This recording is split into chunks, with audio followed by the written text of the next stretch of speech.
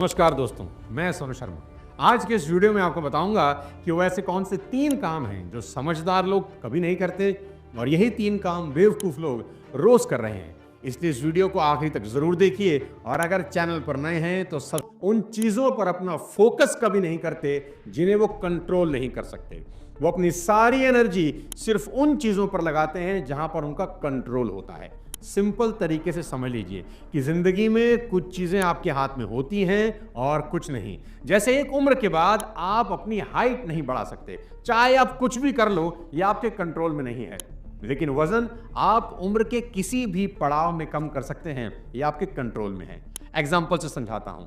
नेहा कक्कड़ कमाल की गायिका हैं और मेरी फेवरेट भी हैं। उनकी अचीवमेंट्स बेमिसाल हैं, पर वो चाहकर भी अब अपनी हाइट नहीं बढ़ा सकती। ये उनके हाथ में नहीं है, पर वो जब चाहें अपना वजन कम कर सकती हैं। ये उन्हीं के हाथ में है। बात नेहा कक्कड़ की नहीं। एक उम्र के बाद कोई अपना हाइट नहीं बढ़ा सकता, लेकिन अपना वजन कोई भी कभी भी कम कर सकता है।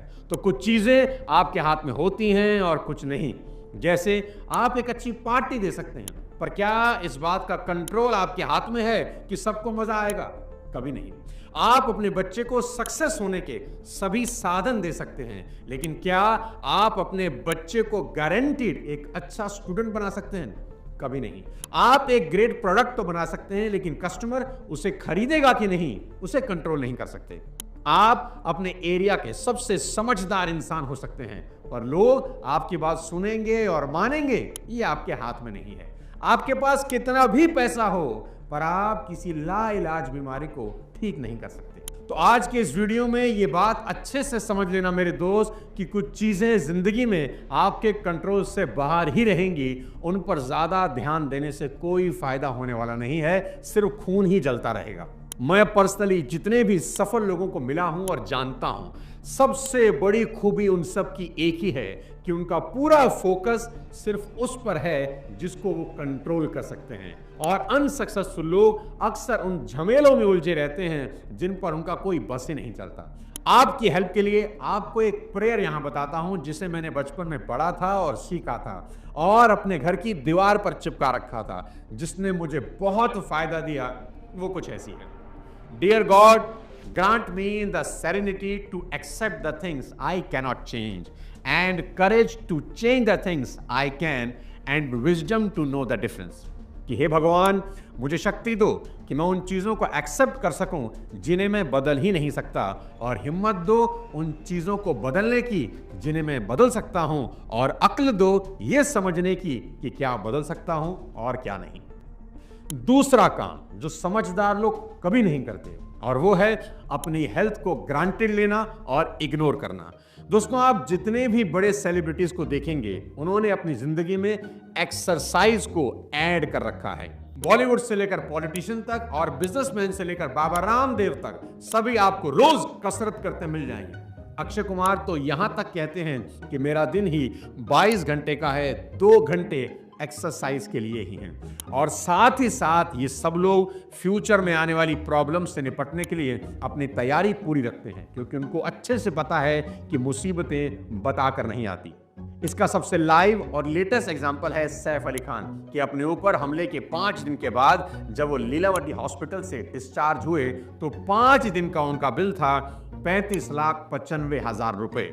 और जब सैफ की फैमिली ने इंश्योरेंस कंपनी को यह बिल अप्रूवल के लिए भेजा, तब सबको पता लगा कि सैफ अली खान जैसे करोड़पति इंसान ने भी अपना हेल्थ इंश्योरेंस करवा रखा है ताकि फ्यूचर सेफ रह सके।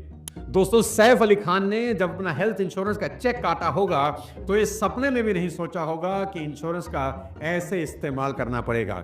लेकिन मैंने कहा ना, मुसीबतें बताकर नहीं आती।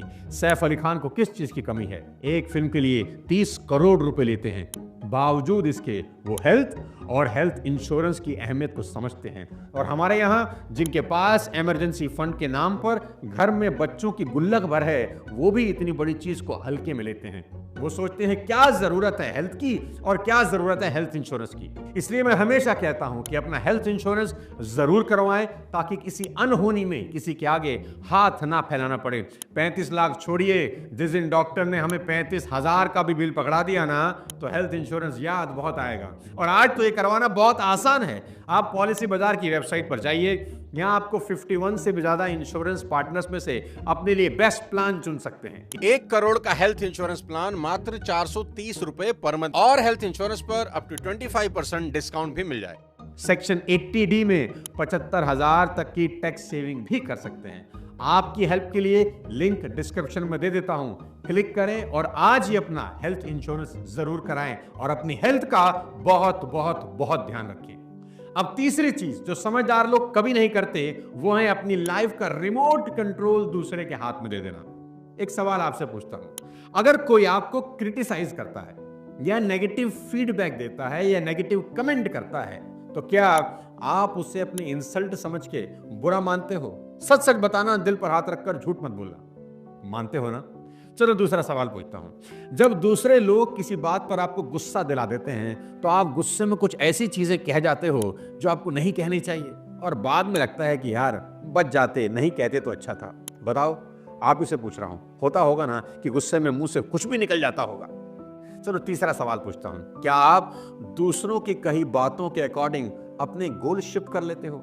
क्या आप कुछ बढ़िया काम कर रहे थे, मजा आ रहा था, अचानक पीछे से किसी ने कह दिया अरे तुझसे ये होने वाला नहीं है और आपने अपना रास्ता बदल लिया?